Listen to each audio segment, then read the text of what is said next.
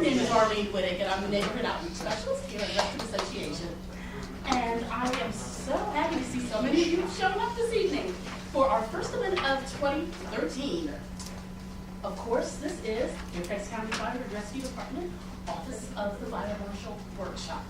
Our presenters this evening will be Captain George Hollingsworth and Marlene Moran, also from the Office of the Fire Marshal. I would like to first, as usual, get a few housekeeping details out of the way. If you have a cell phone, please take it out and put it to vibrate or turn it off, leave it. And I'm sure many of you are aware of our restrooms are. You go right down the hallway, and once you go out the double door, the men, first door, and around by the elevator on the other side is the ladies' room. Regarding some of our upcoming workshops, we also have, outside of course tonight's event, we have our spring fling coming up. And if the date has changed, it is now Monday, March 27th. So I hope many of you will be there. I also hope many of you are submitting nominations for your cluster for Event of the Year, Volunteer of the Year, who could also be a board member or a non-board member, and of course the Neighborhood Association of the Year. So without further ado, I'm going to turn the program over to Captain Hollingsworth. Good evening, everybody. And thank you for coming out here. There's nothing worse than coming to a room that's empty and give a quick presentation. So I'm really glad to see that there's a lot of people here tonight, and that hopefully we can answer questions, go over a little bit of information for you all.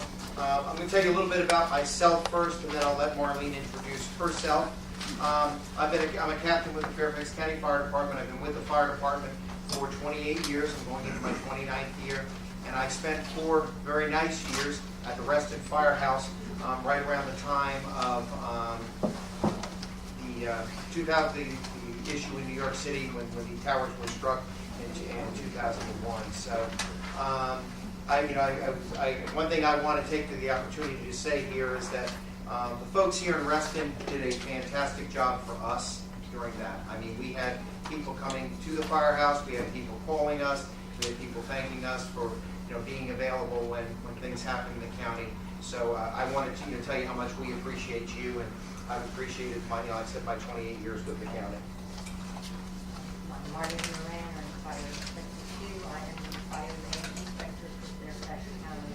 Can't hear you. I'm Marlene Moran with the Fire Department. I am the Fire Lane Inspector for Fairfax County, so if you have questions regarding fire lanes, I will be the person to talk to. I just wanted to add one quick detail. Many of you do know that we record our workshops. So we will have, in approximately 2 weeks after the event, we will have the video available for you to borrow. Okay, good enough. All right, so what I'm going to start off with tonight is a little bit of information for folks to understand. And the first question here is, and as you see at the top of the screen here, it says Fire Department Access, also known as fire lanes. And fire lanes are there to assure fire department access.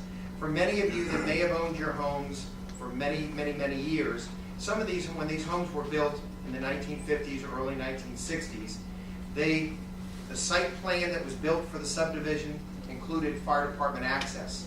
However, the building department does not go into where the signs go, how the curbing is supposed to be painted, and what it is. But if you go back to those original site plans, it'll say in that site plan, either you have on-street parking one side, 2 sides, or no parking on street. And that's when they were built, and that was what the building department's responsibility at that time was. Back in the like I said, in the 50s and 60s, the issue was if the fire department had a problem, the fire department, the AHJ, which is the authority having jurisdiction, had the right to come in and say, put up your signs, paint your parking spaces, paint your lines and curves so that everybody knows what goes on. So over the years, what's come up is, and what happens in residential communities in Fairfax County, is the only time we don't go out to any residential community and require them to put up the signs, to do anything to do with fire lanes, until a complaint or a question has arisen and we've been asked to come out.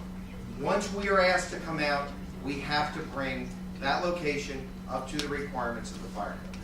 And the fire code that we have is the Virginia Statewide Fire Prevention Code, and it's adopted under the County Code of Fairfax in Chapter 62 of the Fire Code, which that's what gives us the authority to enforce the fire department access and the markings. The fire department access, again, is done through the building department.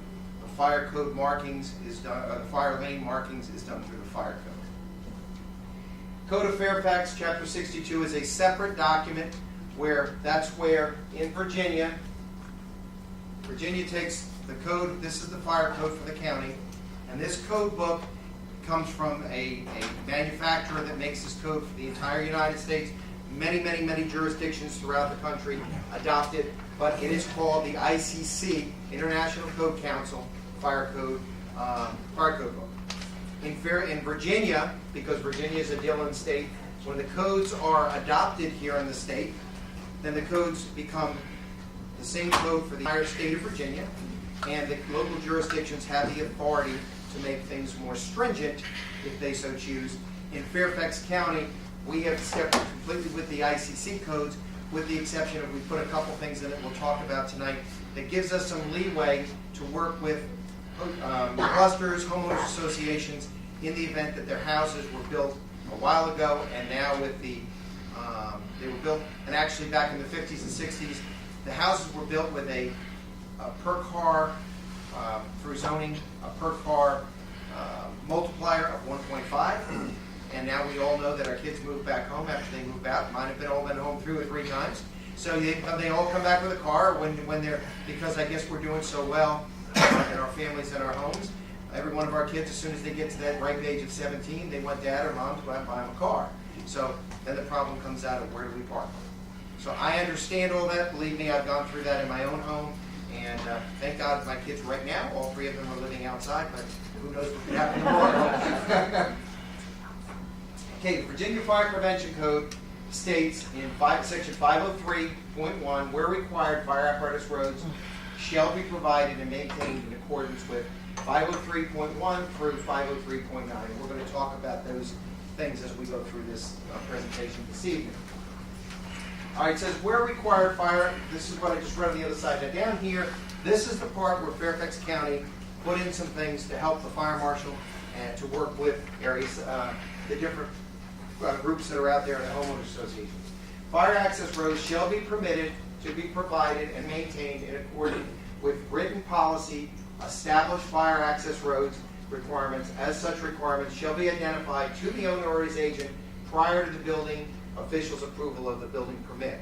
So when the site plan is done, that's where they have to say what the access of the road and what it is, and that's put into the original site plan.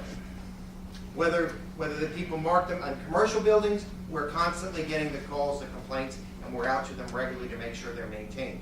However, in the HOAs, as long as neighbors get along with neighbors and nobody has a problem, or somebody didn't park in somebody else's parking space, 9 times out of 10 we don't have a problem and we don't have to deal with this issue. What we did recently, what was it, last year, Marlene? Yes. All right, is we did have some issues that affect houses that were built before December 31st of 1979, because those are the houses where that multiplier has become the biggest problem. And we have the authority to go in there, work with people a little bit, to see if what we can do for those houses that there to give them parking, if at all possible. The fire code requires, and we'll talk about it a little bit more, for parking, you have to have a minimum of 28 feet wide in order to be able to park on either side of the street. So but the minimum fire department access is 20 feet. So you have to have that for the trucks to be able to get in and to get out, and for people to be able to maneuver around that truck to be able to handle a fire in the neighborhood. And on construction and demolition sites. Yep. The number used to be 24 feet. Did it change? Well, what happened is the fire code changed in 2000, and it changed from 18 to 2000. And in Fairfax County, we were working with, under the PFM, we were working with 18 feet. Yeah. And then it gave you that extra 4 feet, which was the parking. When the fire code changed in 2000, we were supposed to have changed at that time to 20 feet, because that is what the fire code requires, and that's what the building code requires. But Fairfax County and the PFM never made that change.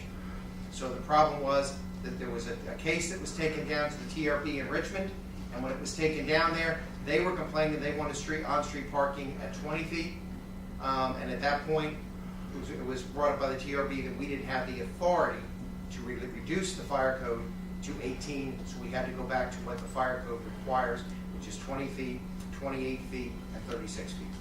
I think the code allows 18 feet if there are sprinkler systems. No, sir, it does not. No, sir, it Not does not. fire code. The Building ICC, might say that. the ICC, and I'll give you something here, and that's a great question to bring up. Last 4 years ago, I was at the committee hearings up in Baltimore where we looked for sprinklers to go into residential homes as a mandate in Virginia for new homes built. The builders in the state of Virginia fought that, and the sprinkler amendment has not been accepted. Because of that, they took out everything to do and put it into the appendix in the rear of the book. The appendix in the rear of the book of what you may be speaking to is not part of code.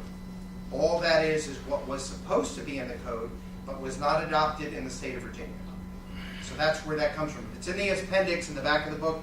That was what was not adopted by Virginia. I'm still an advocate for sprinklers as a mandate because sprinklers save lives every single day in single-family dwellings around the country.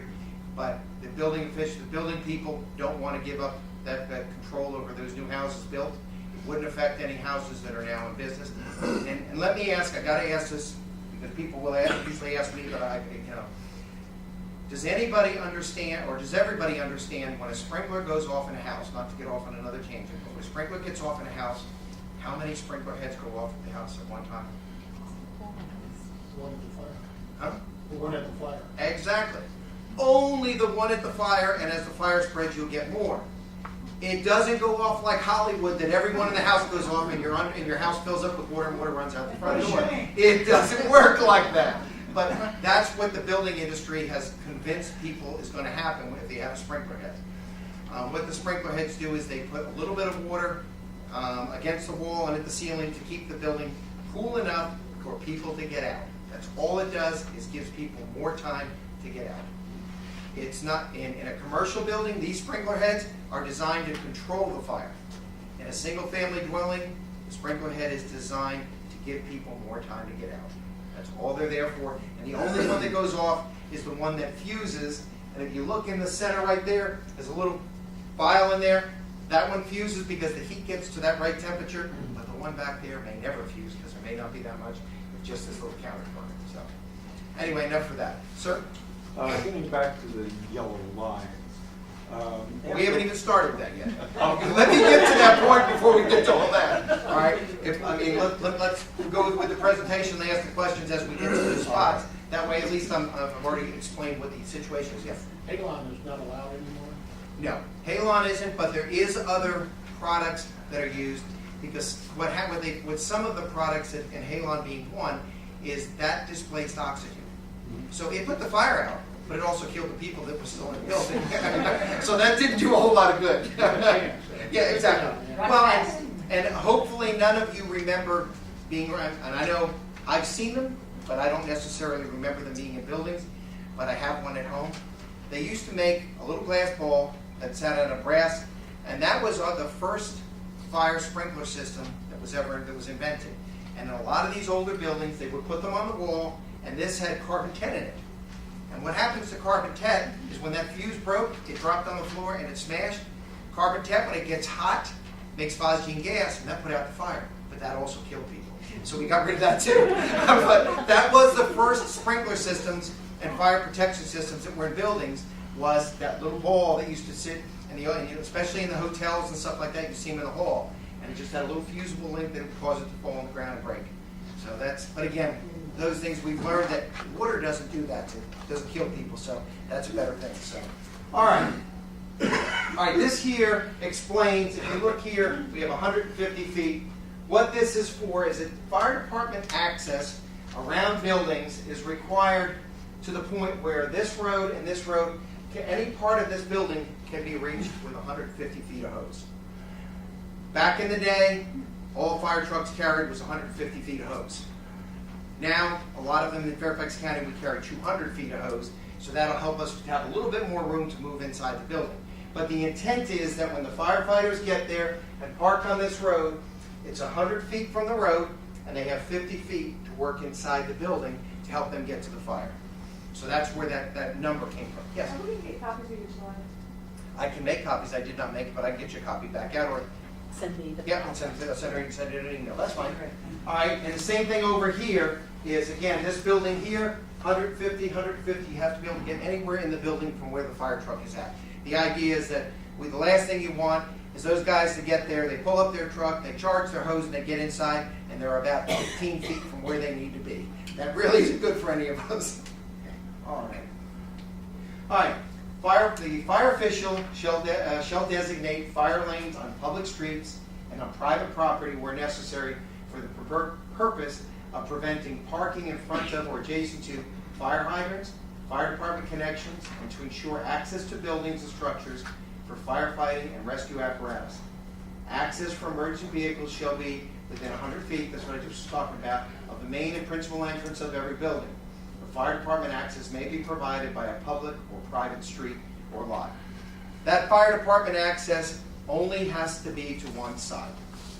That's commercial buildings, residential. It just so happens that when they try to fit a lot of houses in a small place in subdivisions, they're usually houses back to back, so there's only a road to one side, and that's the front of the house. So it doesn't happen with single families that often. There you're talking 100 feet, and the slide that you showed ahead was 150. Correct. It's 100 from the building, but we're showing that the 150 feet of hose has to be able to move around inside. That's because that's what the fire truck is. Let me show you if I go back here.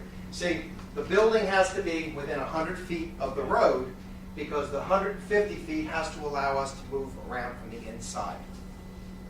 Okay? All right. Specifications, fire apparatus access roads shall be installed and arranged in accordance with 5031. Now, what I did is I put some of these up here so people can understand. This won't show on here. Okay. This here, fire apparatus road should be 20 feet, exclusive of the shoulders, except for approved security gates in accordance with 5036. And what I show here is 20 feet is measured from this curb to that curb. This here that's where the 20 feet has to be. If you look here, on roads that have, like here, have parking on one side, drive-in parking, it goes from the curb here, the backs of the cars, to this curb. Gives you your 20 feet, 28 feet, or whatever, and allows so that it's got to be on a drivable surface of the road. Obviously, you can't drive where cars park. So that's where that 20 feet comes from. Even though we've had people ask before, well, it's more than 20 right here. Well, that doesn't help the fire trucks. If we're basing on that, then we let people park all along here. Now we're down to about 15 feet. So that causes a problem for getting trucks in.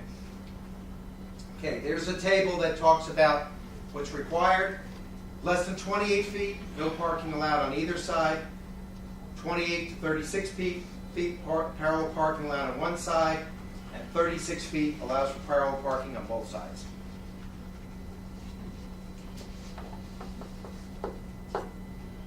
I'll let you get a minute to copy the thing. Now, let me also tell you, and if I have a minute at the end, I'll bring up, if you go to fairfaxcounty.gov and you go to, under there, to public safety, and then to the fire department, and then to the fire marshal's page, all of this stuff, everything that the fire marshal does, including the codes, are all listed there. You can go in there. Fairfax County, public safety. You want to go to Fairfax County government, Yep. then you want to go to public safety, then you want to go to fire and rescue, and then you want to go to fire marshal. And I will give out cards at the end for anybody that wants one of my business cards. And if you call and tell me what you're looking for, I'll have one of the inspectors. You send me an email, I will go ahead and send you a link and put it back, and it'll get you there easier than having to go searching for it. So if that helps out anybody. You can Google Fairfax County Fire Code and it'll get you. And it comes up. Okay. And again, the fire code in Virginia is listed in lots of places. But there's, it's just, again, it's the ICC puts it out, Virginia puts it out in a lot of places. So at any rate, down in here, anytime, it says here dead ends, a dead end fire apparatus access road that exceeds 100 feet this way has to have a circle at the end, which is a turnaround to allow the fire apparatus to get in and get close to the house, because we can't park Or a hammerhead type turnaround, the T. just some type of turnaround so the trucks can get back out. Excuse me, could you go back one? Sure. stroke on the next? Absolutely, no problem. And to let you know, like I said, with the circles, a lot of times they'll put 3 houses, and that's another reason for having that circle, so we can get access to all 3 houses. Because in the other part of the street, the upper end of the street, we can get in there, but because we have trucks on either side. The neighbor's house, they may be in, the ladder truck hits the front access in front of the house. Is that on your? Okay. Because you had it on your Yep. slide. Yes, sir. When did these dimensions come into effect? These dimensions, January 12th, 2012. okay, they went from 18 to 20 feet. You said January. Well, these ones here, the 20 feet changed before that, but these for the fire lanes, the less than 28, 20, that changed on January 1st, January 12th, Are 2012. these in the public facilities manual or in the state of Virginia? They're actually in both. They are in both? Yes. Matter of fact, the public facilities manual is being changed as we speak, from the 18 feet to the 20 feet, so that all the new construction meets the 20 feet. I was talking to Ms. Levy just the other day, and they're working on getting that done right now. And one of the things that we are doing to, at the fire department's suggestion, is that they're taking the building code through the public safety, through the facilities manual, and they're going to designate them as fire lanes as opposed to fire department access, so that then would trap fire lanes under the building, the way it was built and the time it was built, so that things that may change in the future would hold them, the houses to whatever was approved at first. Of course, the big question is, what about projects that were built Built before, before these came into effect? that's what Marlene and I spend a lot of our time on, helping people to get this to work out.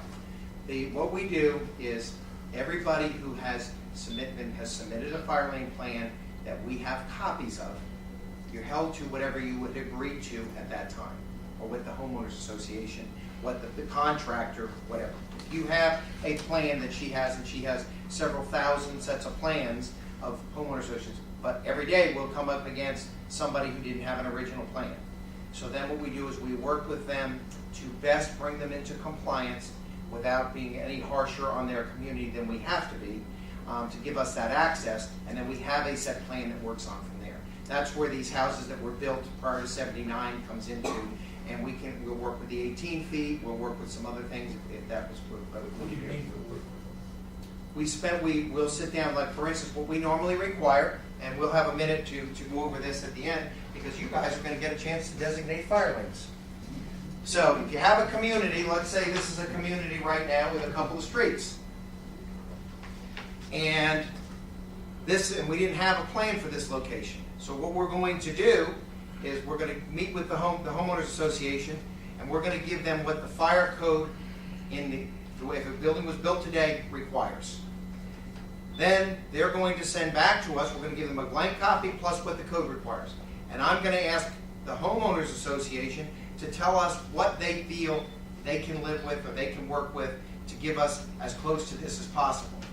If we can come to an agreement, I'll agree with them or they'll agree with me, we'll make it happen.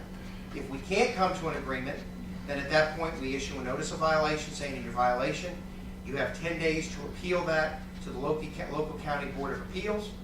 If you're not happy with the decision there, it can be taken to Richmond, to the technical review board, and they can appeal it down there.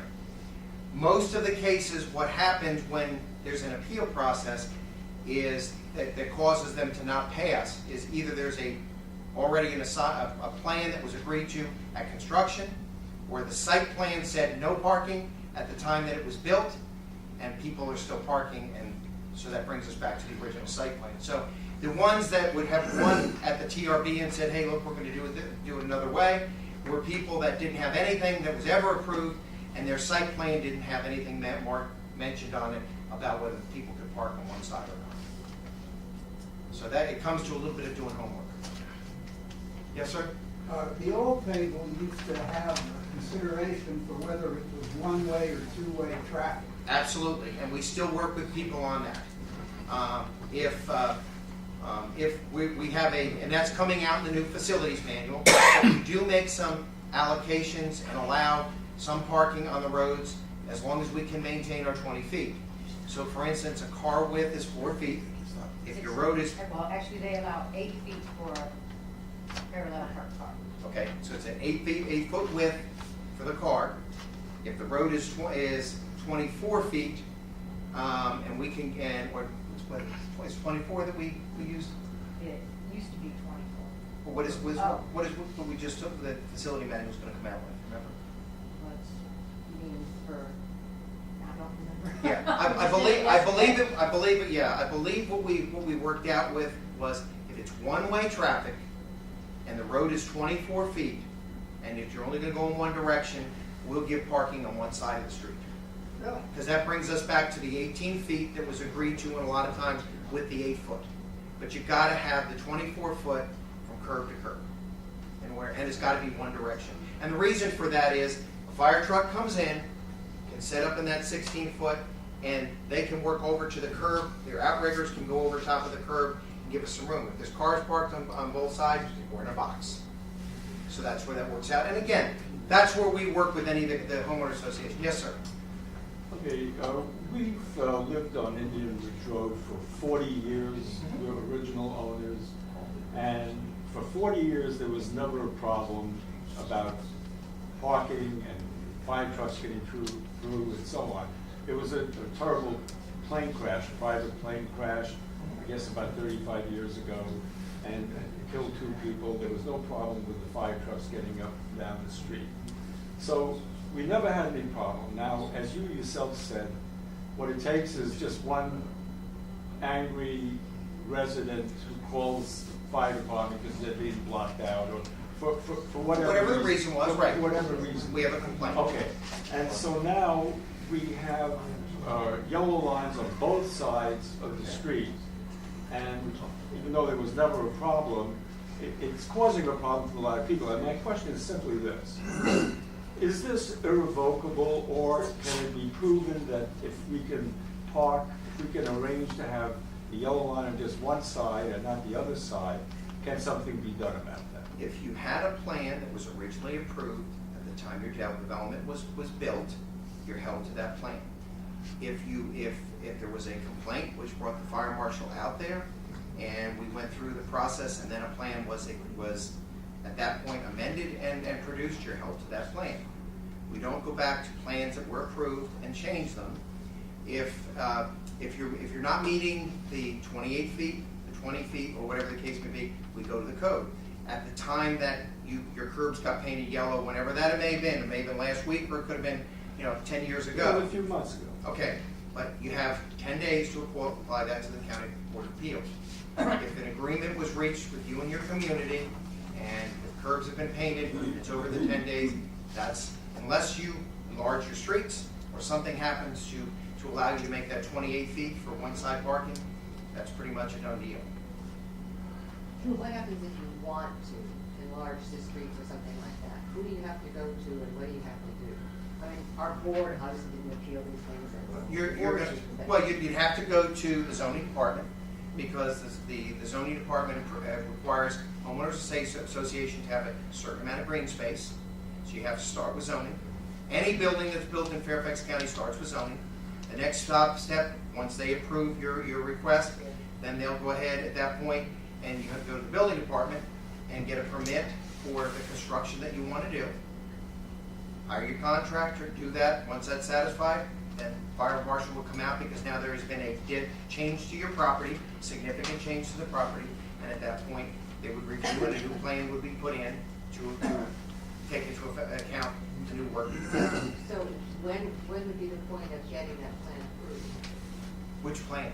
If you had a new plan, if you wanted a new plan and you wanted to do some new things, where would you wouldn't want to build it and then have the fire people come in and say, no, we don't. But that's part of the plan. When you put in your building permit, they're going to do a site plan. Okay. They're going to do a site plan at that point, and they're going to tell you the measurements and everything else. And as long as it fits into the 28 feet, there's one size parking. If it fits to 36, then you have two sides parking. Could I make a suggestion? I don't know how many more slides you have, Mhm. but if we go like this. We're not gonna get to them. All right, let's finish the slides and get back to the Yeah, questions. there we go. Okay, not a I problem. do have a question. Okay. You're trying to keep that, you're trying to keep 20 feet clear, and you're going to the parallel parking, if you got 36-foot width road, you could have cars on both sides, they'll still give you Gives you- 20 feet. right, gives us So 20 you're feet. basing that on a norm of the size of a car. If you go to your next slide, which had the, looks like there's parallel parking on both sides there.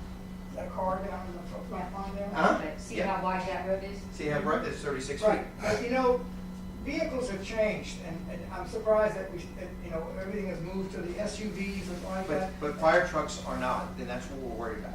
I'm not worried about the cars getting. Well, I understand that, but if everybody in that neighborhood had Humvees, for example, or several Humvees, they might kill that 20-foot space.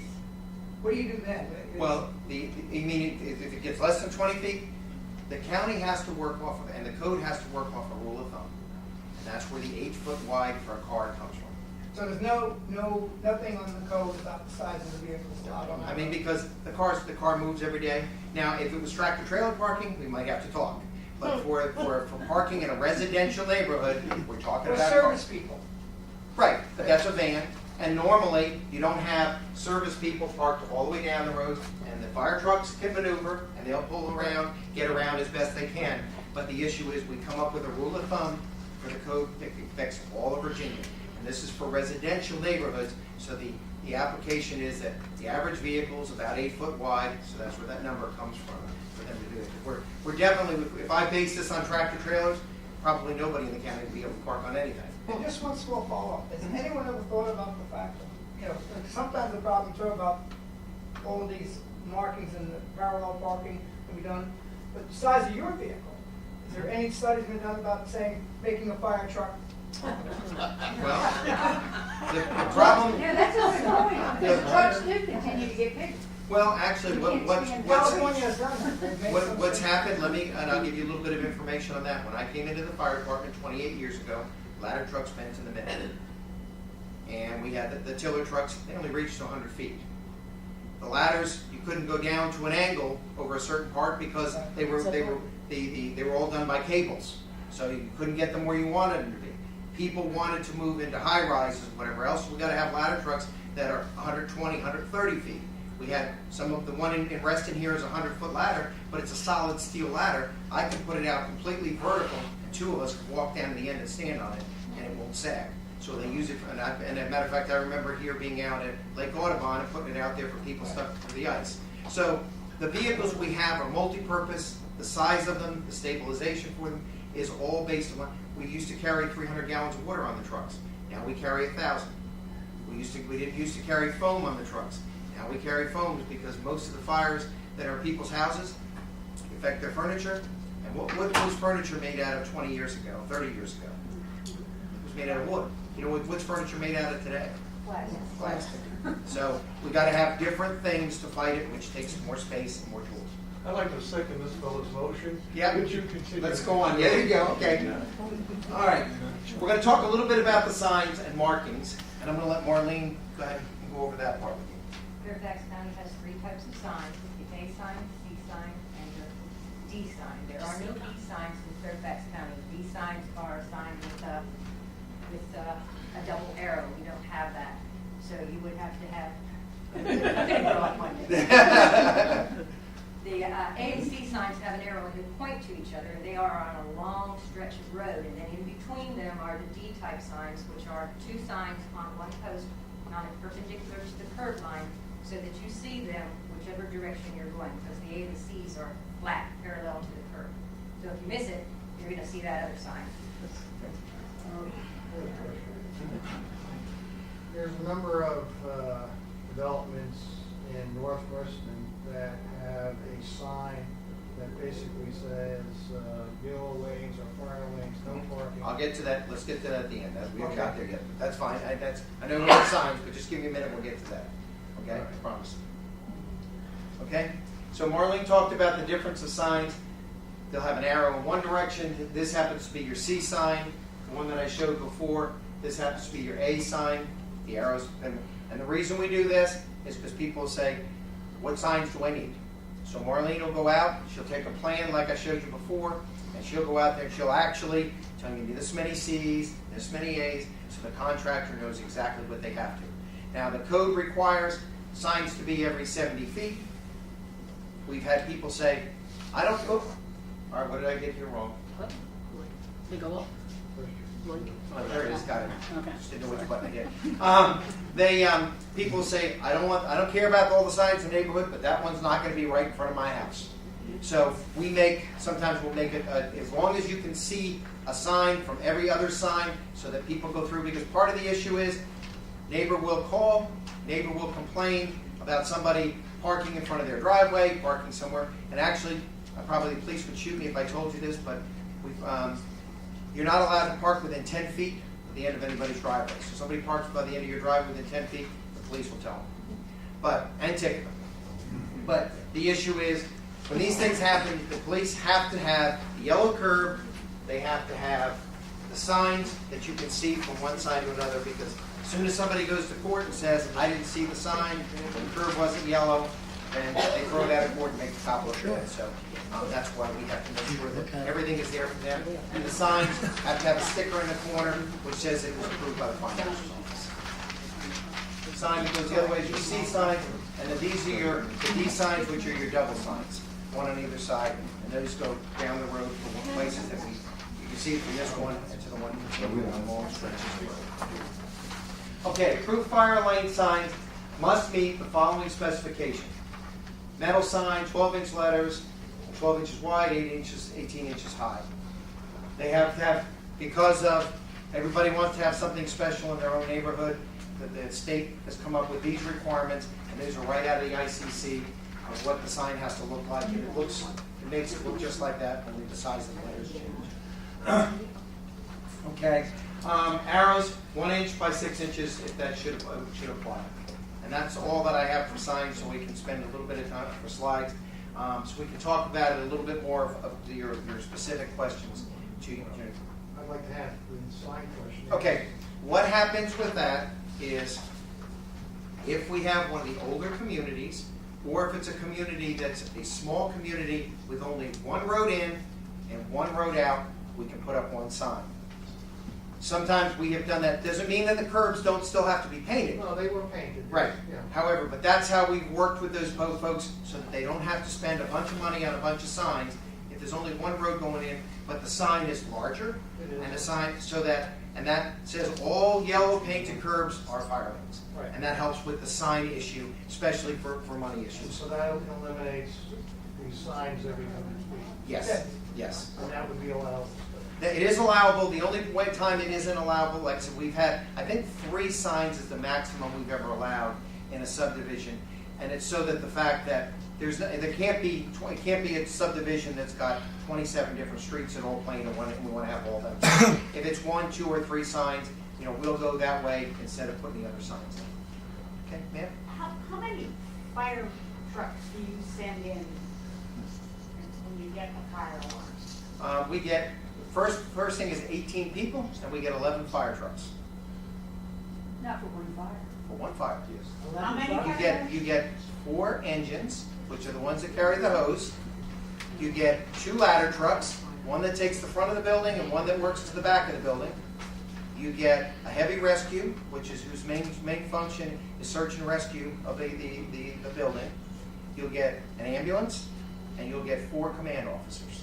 Could you say that? Okay, you're going to get 4 engines, 2 trucks, that's the ladder trucks.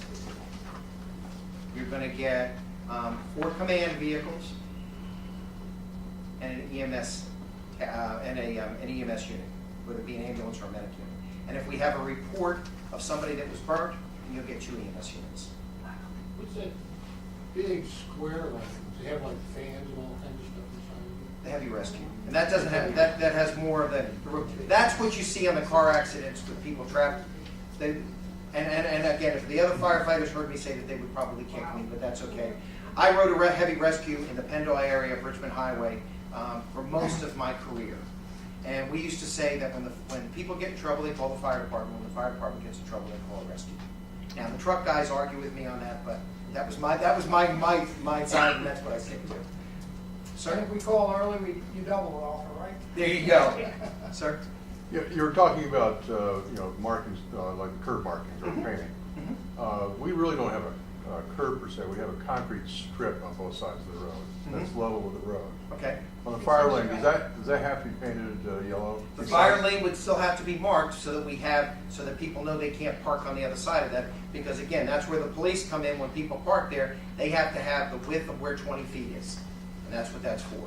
That's what the yellow mark is for. And to be quite honest with you, it does cause more trouble, a lot of trouble sometimes when you don't have curbs, because the first snow, everybody parks wherever they want to, and then people can't get out of the street and whatever else, and you can't see it. Well, parking, that generally hasn't been a problem, although there is another question at some point I want to get to, in enforcing when people start parking where the fire lane is.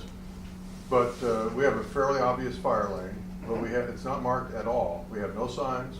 It's not painted yellow. If we put up signs, do you have to paint it yellow, or do you have to do both? Has to be both. Is there something that tells you what the painting specifications are for? Yes, there is.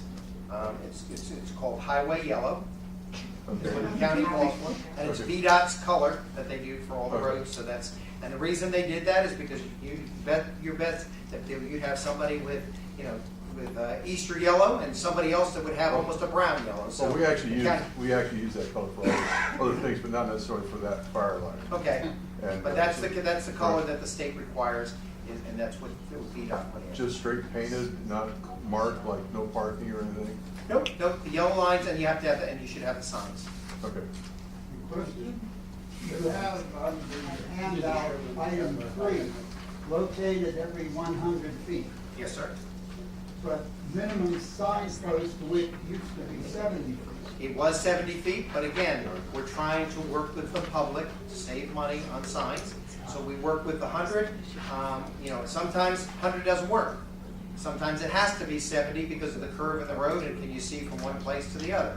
So we try to work with people as we can. And that's where, and again, every person that you get in the office is going to have different ways of trying to work with people. My way is, what I've been taught over the years is to send it back to the people to tell me if there's anything we can meet a happy medium. That's why, even the signs, I've had people say, well, I measured this, and I could put it between Mrs. Jones's house, I could put it behind Mr. Smith. Nobody has it in front of their house, and they're happy that way. And it might have been 101 feet, for a foot. As long as you can see it, I don't care. So we let them work that out, and then they come back to us, and if we can work with them on the plan that they submitted, then we're all better for that.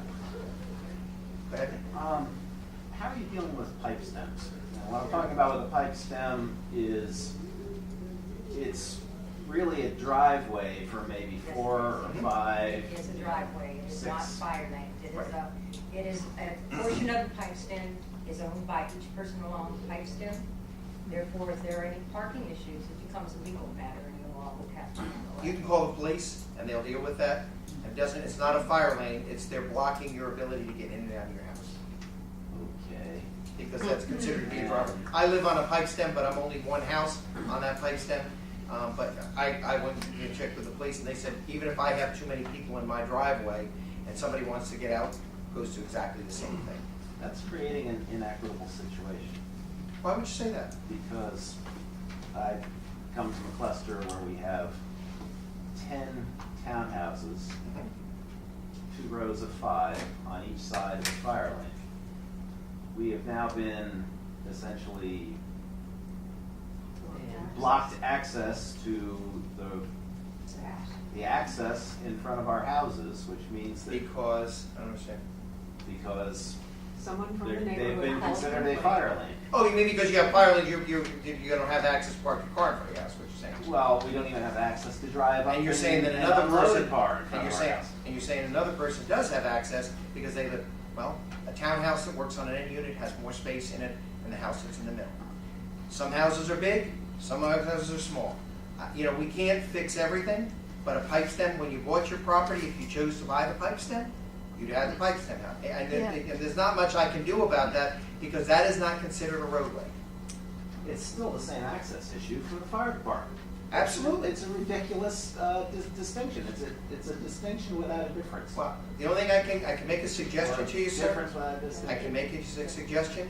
Virginia Department of Housing and Community Development is who writes the codes. Spend a little time down there, write a code, and ask them to look at it for you. That's all I can do. I can only enforce what the law is, and that is not considered to be a road space.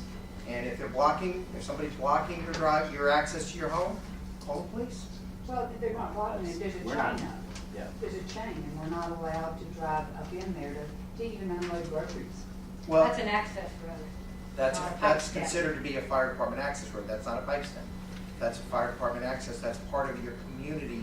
Right, but I communities. don't understand how you can consider a pipe stem not a fire access road, because if you look at the way the ordinance is written, the ordinance says it doesn't matter if it's private, doesn't matter if it's public, doesn't matter if anything. I agree with you, but what a pipe stem is considered is it's a person's driveway, and it's 3 people sharing a driveway. That's what the code has been written to what a pipe stem is. I get your point, but again, the only way to fix that is for somebody to change the code. I mean, Well, I don't want to fix it by screwing everybody else, because we're getting screwed, all right? What I want to do is get some reasonable access to my house, because, I can't drop off groceries. You can't. you don't have a driveway?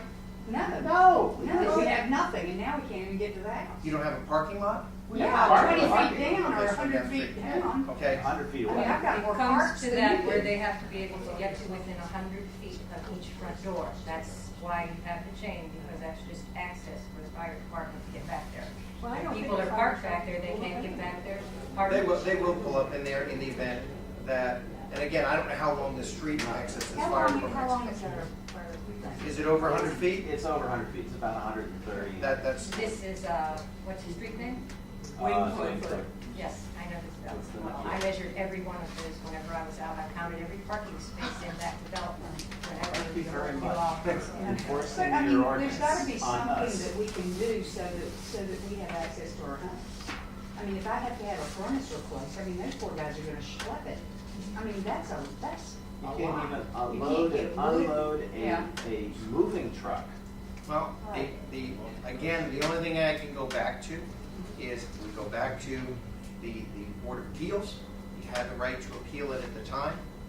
We didn't, so we have to move ahead from that asset. But the issue is I'm not familiar with your developments. I can't say that, like I said, I know exactly what you're saying, but I do know that there are places that were built with the whole idea that when that subdivision was built, people were gonna park in the parking lots, and that's why they built it the way they did. Right. and There's that- other places, and I'll tell you, I have questions all the time. There are places that will come up to us and say, we want the parking here because we don't want to park there anymore. We want to park here. We want to do this. There are people that say, I want to park on the street because my garage is full of other stuff and I don't want to park in my garage. I can't, unfortunately, I cannot please everybody 100%. All I have to do, my job, what I've been tasked with, is keeping everybody safe. So I need to be able to get, ma'am, I'll get you in a second, is to make sure that I can get the fire trucks to that door. And that's the best I can do. Can't we be grandfathered in or something? I mean, when I moved in, there were 2 wooden posts, and they had a nail at the top, and the chain hooked on the nail. You took the chain down, you pulled it in, you unloaded, you pulled it out, and you put the chain back. And that worked out for how many years? 20-some years? Well, we lived there for 35 Yeah, years. and I the mean, way that's the used to way be. it always was, and now it's these yellow painted poles, which are really ugly. I mean, they serve their purpose, I'm not saying anything, if I have to have yellow, that's great. But there's a lock on the chain. So We is can't that take the chain issue down that and you're back. talking about? Is just those acts? You're not talking about the road, you're talking access to the houses that are on Yeah, private land. right, Okay. Fire lane. Right. Right. It's not pipe stem, it's a access. fire And lane. when I was initially called out to this development, there were no chains, there were the wooden posts, but there were no chains. No, there's no wooden post, they rotted, they fell Well, flat. yeah. Yeah. So there was no. So where this closure. came from is lack of maintenance. Had the chain when the 2 nails still been there, it wouldn't have been a problem. We But can the put issue that is, back up, we can put some I wooden understand, posts but there and what the caused the problem of us now having to enforce this, and where the problem came from, is lack of maintenance. No, an individual in the Just cluster. what you opened and with, decided it takes one to person. explain. And you're right, and you're right. I mean, you have to understand it's, Hunt them down and Yeah. kill them. Yeah. But- It seems like we should be able to get grandfathered in, if that was, but so if what that you're- was the okay, rules when so we- what you're asking is you want to just be able to drive down there, drop some groceries off, and pull back out. Yes.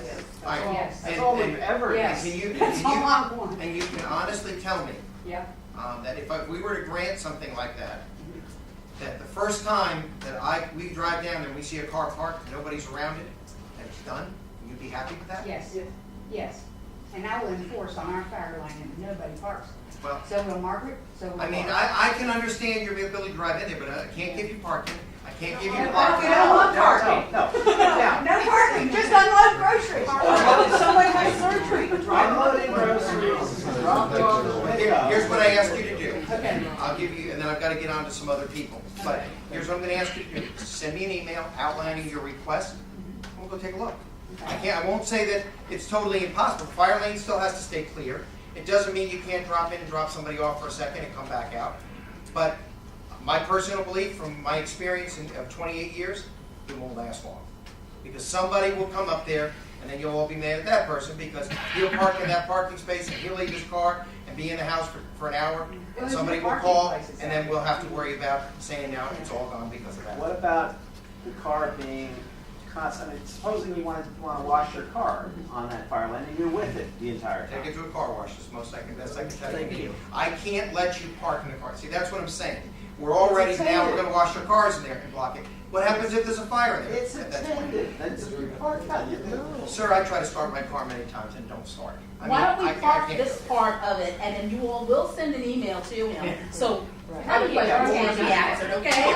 But that's what I'm saying, but the thing is, everybody's still not gonna be happy, and people are still gonna do things they're not supposed to do. Ma'am? You talked about the fire lane yellow or whatever. Uh-huh. I was Okay, red yellow. Our cluster is going through, going to have a fair amount of asphalt and road milling done. Mhm. The contractor has suggested for a price, they can stain the curbs so they never have to be repainted ever again. Okay.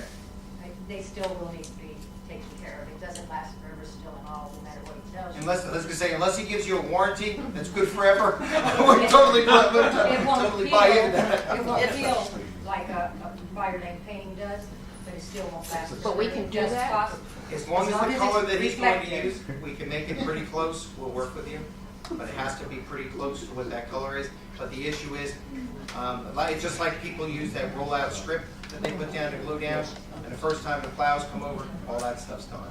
They're spending- Yes, I have a question for you, and I speak from experience. A few weeks ago, I had some very extenuating circumstances regarding my heart, health, and so on, and trying to unload packages. There were no spaces anywhere close to my heart, to my house. To your house, huh? And I had to park for probably less than an hour along the yellow line, and sure enough, within an hour, one of my neighbors called the police.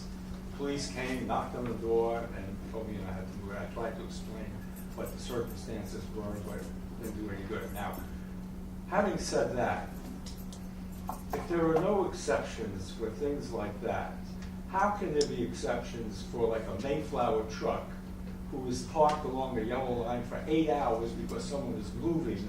Or how can the lawn service, who has to park along the yellow lines, be there for 8 hours and nothing ever is said about that? How do you justify that? The only way I can justify it is that the people who live in that neighborhood didn't call up and complain. There are homeowners associations all over Fairfax County that have no fire lanes. If they call, we'll get the fire lanes. If they don't call, we won't. I mean, the issue is we're not going, I could drive around all day long, every day, just dealing with people in I this. don't think that's the point the gentleman was bringing up. I think the point is, when you designate everything as a fire lane, all the curb space, and then you have, like I say, you have lawn maintenance that comes in, you have a moving company that comes in, whatever. Somebody that needs to fix the boiler in your house. And they have to park it because there's no other place for them to park. And then are they gonna get ticketed for that? They can, yes. The law doesn't allow for that. I mean, I see your point, but again, I will say again, there are probably 10,000 codes in here. If you want to make it 10,001, go down and do it. I can't, there's nothing I can do to help you, sir. You know, I'm sorry that, you know, the law says on the road it's 35 miles an hour. Can the police officer give you a ticket for 36? Yes. They usually give you to 40 or something like that before they write the ticket. We all know that. However, it is what it is. These are the laws, and Well, I guess I can understand when you have new development and you have the ability to designate areas and stuff like that, like a pool or whatever.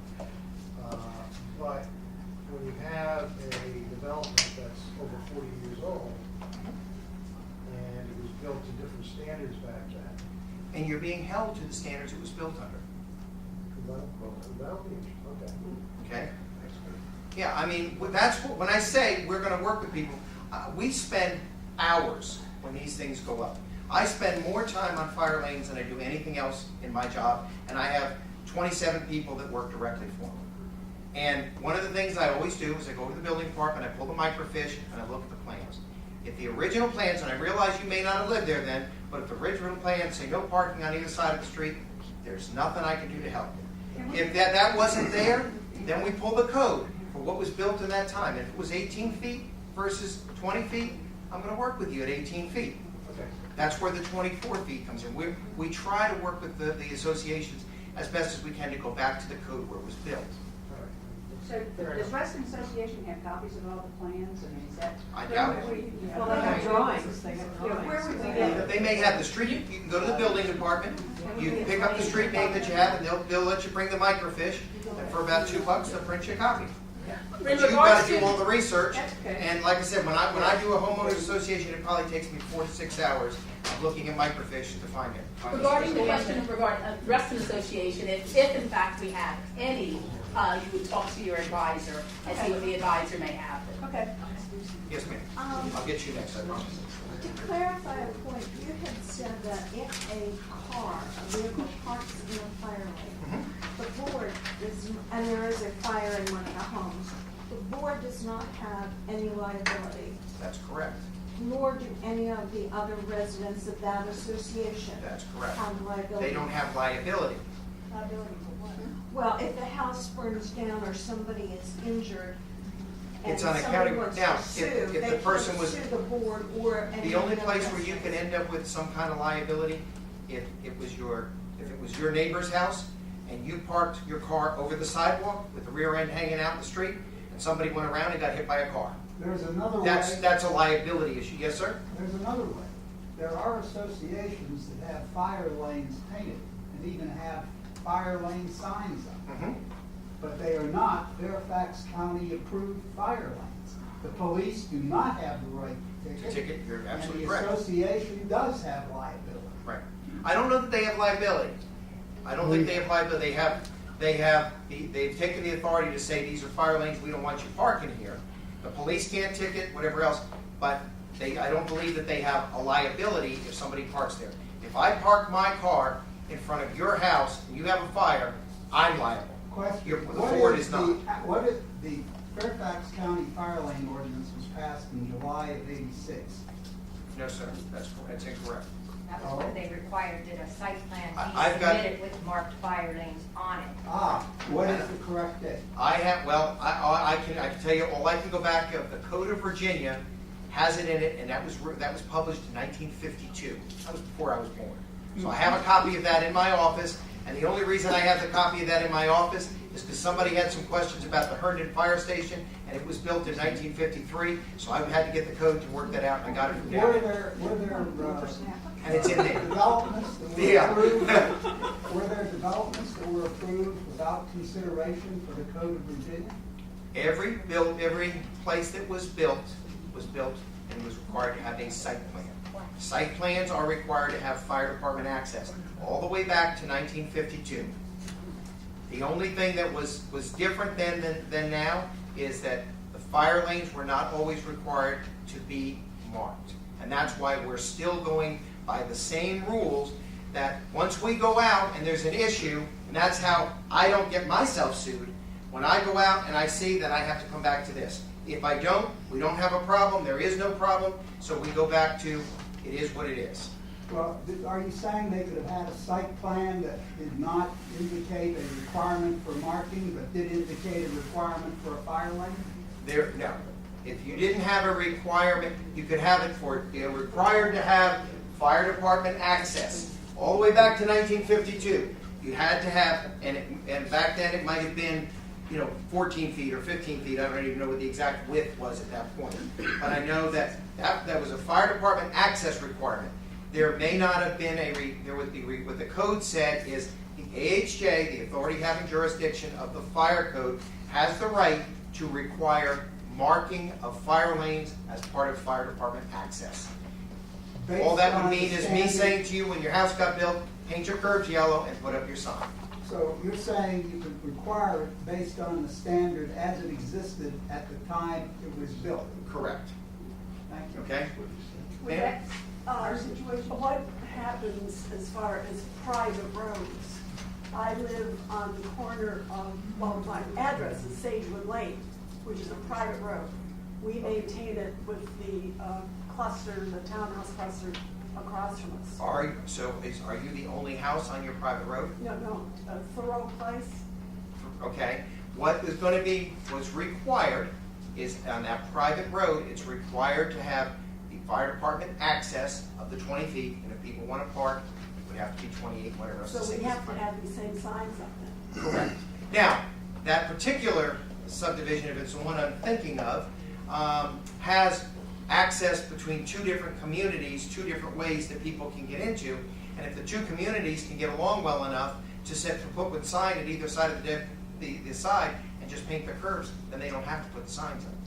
And I've talked to both of the homeowners association's people about working this out, but they haven't been able to do that yet. I'm not surprised. Okay, sir? Yeah, I just want to make sure I have this right. Our cluster, it's a private road. We have a fire lane, or there's fire department access from the original plan. Okay, it's not marked at all. You're telling me too much information. Well, you don't know. You don't know. I'm not telling you where I'm from. Okay, but I'm assuming if it's not marked and somebody's parking, in what is the fire lane, basically, then we really have no recourse at that point. Calling you, you're not going to do anything if it's not marked, right? If somebody's parked and it's not marked. No, if you call me and I see that your roads are 18 feet or 20 feet wide, you're parking on the side, yeah, I'm going to. Well, no, I'm not talking about our regular parking. Regular parking's fine. We park on one side. The side next to the houses is what the fire lane is supposed to be. It's a yellow curb or something? No, it's not marked. And people pull in there and park for extended periods of time. And I'd like to know what recourse we have. And if it's not marked, do we have any? If you call me or you call the police department will contact me and you'll be painting them yellow. But what about as far as can you still ticket in that case? No. Okay, that's what I assume. If it's all marked, then the recourse we have is either call you or the fire department. If it's marked and it's got signs up with a sticker on the sign that says approved fire lane by the fire marshal, then at that point we have the right to ticket. If not, then the police call me because they have a citizen that called them because somebody parked in a place that's supposed to be a fire lane.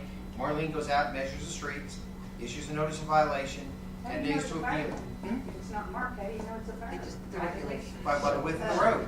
If the road is only 20 feet and people are parking on it, it should have been a fire lane, and at that point we would require marks. If I'm on the board of directors, or if I'm a private citizen, one of the homeowners, then I've got the recourse, let's say it's all marked.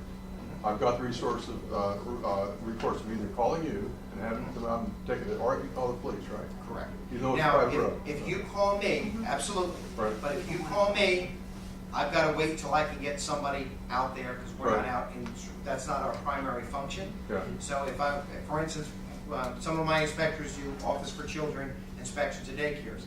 They have 10 inspections to do each day. Right. If they happen to be in Reston that day, you may get lucky and we'll get there quick. Right. 9 times out of 10, I'm going to tell you, if they're parked in the fire lane and you want to get taken care of, call the police, they'll write a ticket. However, my inspectors, if we're going out and we're out doing other things, and we see a car parked, we write the tickets. Okay, but we can do either. Call you or the police and get it taken. Absolutely. Okay, excellent. Yes, ma'am. Do Do you also inspect the condition of the fire lanes? Absolutely. If the paint's chipped, signs are. Well, no, I'm talking about the surface, because ours was built in '78, and it's cracked. The surface of the asphalt. Private street, right?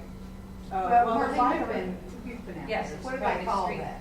The It's fire. not private, it is private street, it'd be up to your homeowners association to, But even take though care of that. this is for public access If, for if, the if we fire felt, trucks to come up? if we felt, Yes. you're talking about the fire department access on the other side of the chains. Yeah, right. If we No, felt, not the road, not the road, but if the we the felt pad. the road was not sufficient to hold a fire truck, we can require them to get a new asphalt.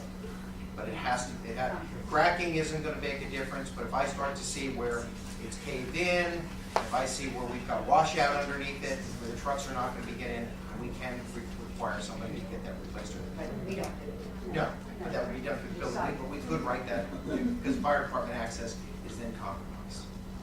Yes, sir. So, I mean, from what you've said, the enforcement is on essentially a case-by-case basis. Enforcement of being up to code, up to So the fire Code of standards. Virginia, fire code says right now that everybody has to have a fire alarm. And the obligation that I have as a fire marshal is, if I see it, I have to take care of it. I'm not readily going out and looking. So, If the county would authorize me to have 200 more people, I'd be happy to send them out. no, Where you that's all want. perfectly, it's all perfectly reasonable, but it creates a very unequitable and unfair situation for those of us that have been forced against versus those that haven't been. And what it makes us want to do is go out and help you enforce. Well, let me tell you, everything. there are you can some. crucify everybody Well, else. there are many, many homeowners associations in Fairfax County, whose names I will not get into, but that do exactly that. They get in trouble, and they drive around, and they report everybody else and their brother, and yet you're angry because somebody called up on you, but you're talking about doing the same thing. Yeah, but the If point that's is, if that's we'll what change suits you, the code you know, by getting enough people angry that they will say, hey, you are now screwing with my life, and if we have more people that are No, saying. actually, what's going to happen, we're just going to have a bunch of angry people. Well- Because the issue is, everybody, and I know right now you're angry, and I understand Public that, safety. but everybody is worried about when their house broke, and in my job, and I've done it for 28 years, and I love what I've done. But I can honestly tell you, what the public wants from me is to come fast, get to my house, and handle the problem. Exactly. So we have to do, as fire marshals, my job, I'm a little older, I'm not as fast as those young guys on the fire trucks anymore. But you were not So- born in 52. I was born in 55. Were you really? I was. I was born in 1955. Wow. Youngster. Well, okay, well, that's great. I'm glad to hear that, but I don't feel like it, believe me, especially when you're crawling around a building and doing all that other stuff. So, again, my way of dealing with things is to make sure that the guys that are out there in the field can do what they need to do, and that they're being home. Yes, ma'am. Just I'll get you. maybe a silly question, but seriously, if there were a fire in a townhouse, just 2 or 3 story townhouse, and there was a car blocking somewhat the access, you didn't have full clearance, what would a fire truck do? Well, yeah, let me put it this way. I mean, A fire I know truck what they will do in the New guys York. will do what they have to do. I can tell you that as the fire chief in Fairfax County, he's going to say that the guys will do what they need to do. I will tell you, I rode on fire trucks that I thought we were going to flip them over, trying to get them driving across somebody's yard to get into where we needed to get to. But everything that we have to do that's different than going in there to a Class A perfect situation takes time. And I can tell you, in 28 years, when that bell runs, whether it's 2 o'clock in the morning or whether it's 7 o'clock in the morning when those guys come to work, they run to the apparatus, they get on it, they drive it as quickly as they can to get where they need to go, because they know that seconds make a difference. So the issue is, they'll get there, they'll get to your house, they might have to hook up some extra hose to get within 150 feet of the house, and the police will have to deal with those situations afterwards, but it may not be enough time so that heirlooms, family, people aren't killed. So, I mean, it is what it is, and it's a trade-off. You know, the best thing is to be able to get the fire trucks quickly to where they need to be. Sir? My signs are fading, I'd like to replace them. Okay. How do I go about doing that? Are there any recommendations, any places that sell the signs? Can't recommend anybody that would be an unfair neighbor practice. Oh, I understand. But- But I also need you to come out and put the new stickers on. Yes. All you need is call, she'll take care of that. But again, if you have any questions, I'll be happy to email you the link to the different signs, so you know the specifics. But most of the time, if you ask a place if they make fire lane signs for Fairfax County, they'll know exactly what those requirements are.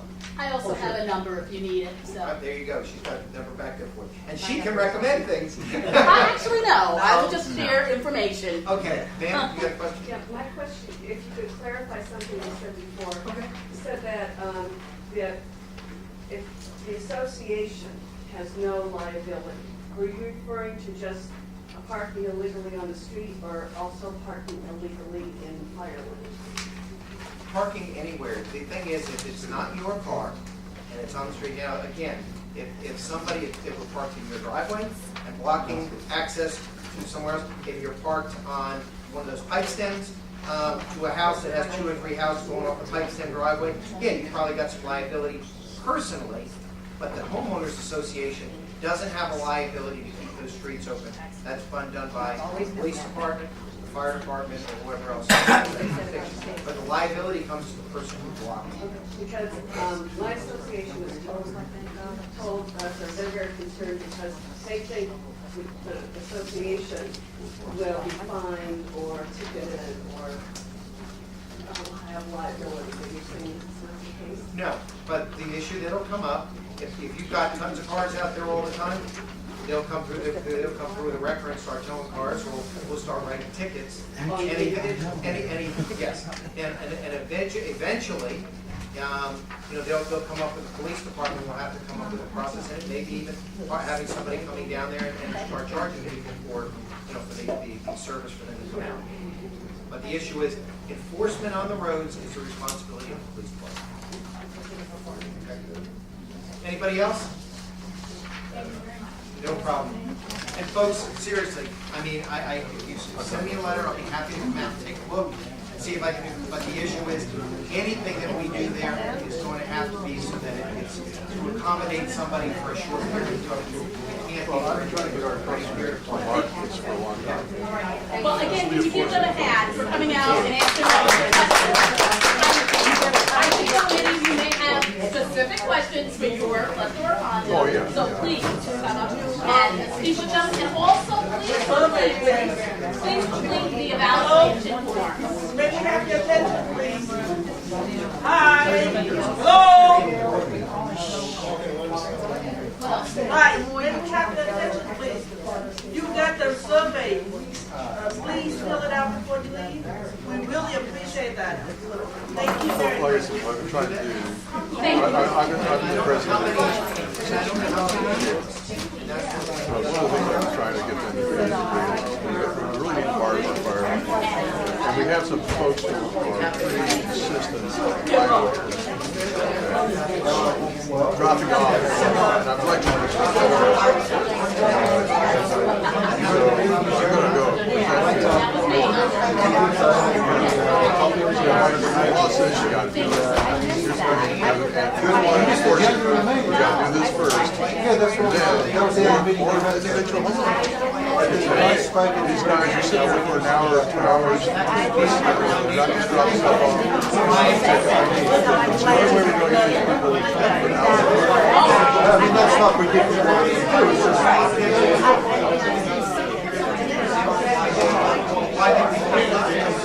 Well, right, so just return number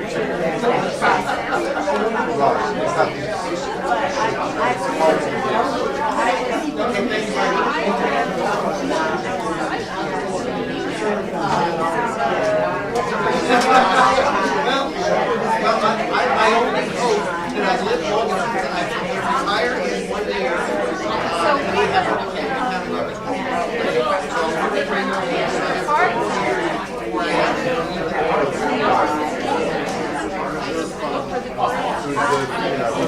struggling to get a couple of. We went through all this 20 years ago.